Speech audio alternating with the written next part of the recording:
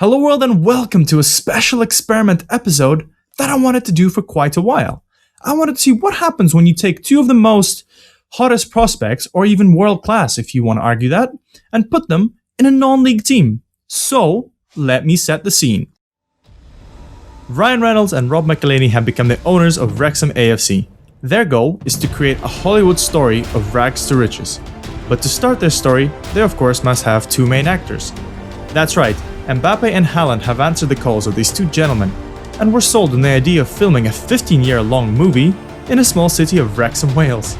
They'll be the center point of all things Welsh, and a team will slowly be built around them, as the aim is to win the Premier League before they retire, or potentially the Champions League. Who knows? That's the beauty of a Hollywood story.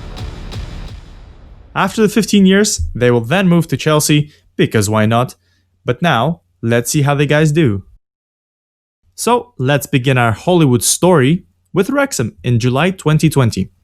Let's take a look at the legends, icons, and favorite personnel, because hopefully we'll be able to see our two boys potentially in the legends place by the time they retire. So yeah, this is the kind of stuff. You can see the average ticket price is quite, I want to say quite high for, a non-league team. Maybe they'll grow because, the big players have joined. Now, let us show you the two big men that we have. Kylian Mbappe has decided that, it's a good time for him to start his non-league career. I'm pretty sure he hasn't had that, starting in Monaco. So yeah, he's going to be playing, I think, hopefully he's going to be playing up front with Erling Haaland. I would like to think that Wrexham play 4-2-4-4-2 because that makes sense for the slow level. But yeah, amazing player. As you can see, very quick, very agile, very, good at finishing, good at what he does. But he's injured. He's injured from the start. And Erling Haaland, another amazing player, a great striker. Also quite quick for, I guess, a guy his height. He's my height, and I'm not as quick as him. But yeah, let's just see what happens to them and how they're going to line up in their first season, in the first full season with Wrexham.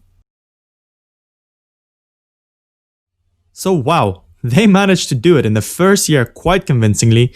Wrexham is now in the professional league. That's quite amazing. With 115 points, very far away from second place, with only one loss against Yeovil, who also managed to get promoted. But the most important stat this year is the 119 goals scored.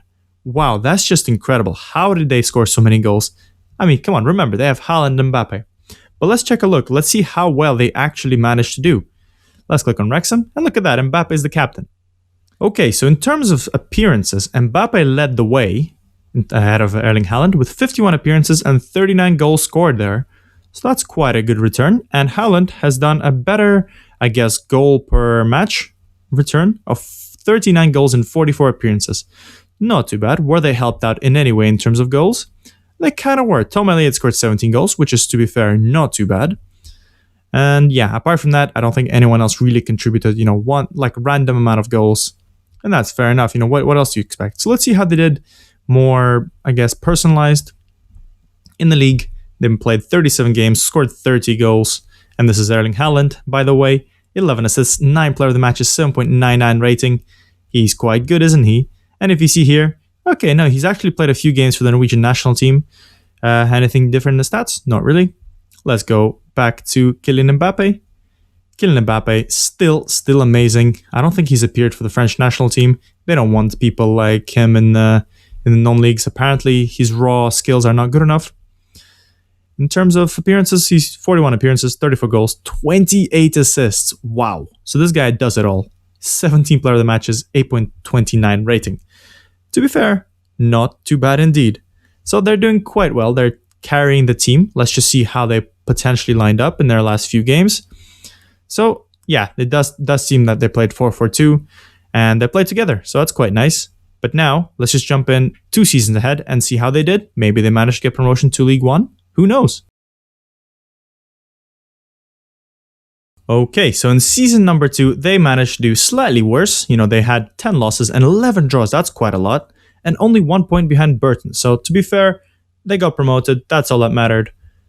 A lot of goals scored, as always, but a bit less this time and way more conceded. So I can already see the problem is the fact that, those two guys are just going to be carrying Wrexham as far as they can. But now, let's, I guess, go see how they actually did in the Cups. I don't want to spoil. I'm just quickly running through, so hopefully you guys don't see anything that's happened this year. Carabao Cup, 3rd round. knocked out against West Ham. Mbappe scoring. West Ham was probably surprised to see him there. Papa John's trophy. Not much really. I think, yeah, so they lost in the quarterfinal. Quite interesting. But again, no cup runs and they managed to get promoted. But I guess might as well take a look at next year. What happened? Well, so far so good. But as you can see, it's League One and they seem to be in League One for the next season. That means something must have happened. And oh, they lost in the playoff 1-2. And weirdly enough, none of the big boys have scored. Quite interesting.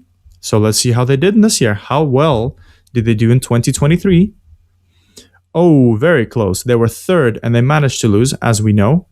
They scored less goals even than last year. Conceded pretty much the same. And as you can see, this machine is starting to slow down just a little bit.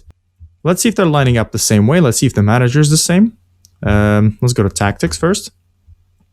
So they're still lining up 4-4-2. You know, for some reason, every time I click on it, they're not together, which is strange. As the previous season in League One, you can see both guys managed to slow down just a little bit. Erling Haaland scoring 34 goals in 47 appearances, whilst Mbappe scored 21 in 39. And again, not really helped out. Maybe Taylor Crossdale helping out just a bit with 17, and Ayose coming with 11. So, yeah, you can see that the burden falls to those two guys. Again, let's see their results. I won't be surprised if they're in the top 7. Yeah, as you can see, 7.68 and 7.51. A lot of goals. Haaland is definitely more of a normal scoring, I guess, typical striker. Let's check Mbappe, who actually managed to lose a point of pace. Quite interesting. And I think he's lost some dribbling. Wow. So maybe apparently Wrexham facilities are not good for training those kind of stuff. A lot of assists, a lot of goals. So yeah, he does everything for the team. He is the most important player for them. I mean, it's fair enough to say, really. Would you be surprised? So yeah, again, let's see if he's got any caps. No, he still hasn't added anything to his caps, which is quite unfortunate for him. Would be very sad. Let's just actually see how Wrexham looks as a team. They have not good players. If you can see here, no one's really near, I guess, their values, but that's to be expected. Who's this guy? Romario Rogers with interesting... he's a interesting looking attacking midfielder with really, really good tackling. Quite interesting. I wonder how that happened. But yeah, again, no one really important here.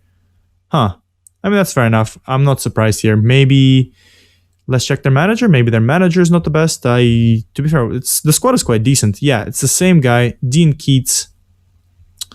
Yeah, with those stats, decent for League 2, but, doesn't seem to be anything special, really. And yeah, well, let's just go see. By the way, I actually missed out, but they won the English FA Trophy in the first year. Quite interesting. But let's see, for the final part, let's check 5 years into the future and see how they've done. And look at that, we're back and they managed to get promoted to the championship in the next year. How awesome is that? 100 points, much more convincing this time, 86 goals, conceded less. But yeah, you can see the difference here. The goals scored are kind of on the same level, but the goals against is what kind of makes a winning team. And look at that, they managed to do it more convincingly, 19 points just ahead of Wickham. Good results as always. I mean, I will actually never check the award winners. Quite interesting, but... Kylian Mbappe won it twice before. And as you can see, he didn't win this one because they're not there. So I wonder if they managed to get promoted. That would be quite cool if they managed to get promoted. No, they did not manage to get promoted. Whoa, quite low. We didn't expect them to be this low. 16th, that's not too bad, really. 60 goals scored, 64 conceded. And again, that's what happens when you have a team that's not as good as the others. So again, in the most recent years, as you can see, Haaland is scoring a bit more than Kylian Mbappe. Look at that, 48 appearances, 27 goals, and Mbappe on 51 appearances and 21 goals. So you can see they are once again carrying this team and no one really approaching, apart from Bigger Kabongo with 9 goals and 39 appearances. Wow. Yeah, Wrexham did not do much in terms of creativity. They've scored pretty much all their goals, actually, now that I think about it. Wow. That is crazy. How is this team not relegated because of these guys? And if you can see here, Dean Keats managed to leave the job after 5 years and 185 days in charge. Where did he go? He went to Everton. Okay, so he went to Everton with those stats. Wow. So this guy actually has Mbappe and Haaland to thank for his career because he's on a good wage now, managing a team. Are they relegated? No, they're still in the Premier League. So managing a team in the Premier League, so I guess that's something we need to look at next year. Excuse me, what? He went to manage one superstar, then to another. Neymar is playing for Everton. Oh my god. Maybe that's why. Maybe they think Dean Keats has managed to do something amazing with superstars. And ignore his stats. He's amazing. Huh. Wow, that's quite interesting. For last section, this is quite interesting. But yeah, this is the new guy, Paul Hurst. He looks marginally much better. Actually, not marginally, quite significantly. Maybe he can take them on. He can take him further. But let's see Wrexham. Let's see how well they're doing. And then a final check on Mbappe and Haaland. Hey, they finally have a player that's worth $1 million. Jay Da Silva. Nice, that's good. A defender, although I won't be surprised if he plays further up. Let's see Mbappe, how he did. Yeah, so you can see in League One last year, he scored more goals, assisted more, player of the match all the time. And again, you can see his ratings kind of declining slightly.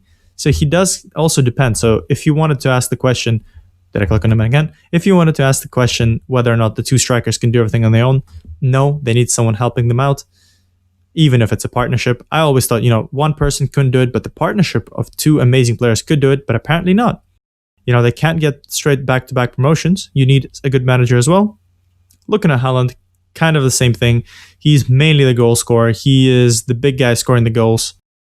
And I guess Mbappe is the guy helping him out. He's just playing a bit of a reduced role.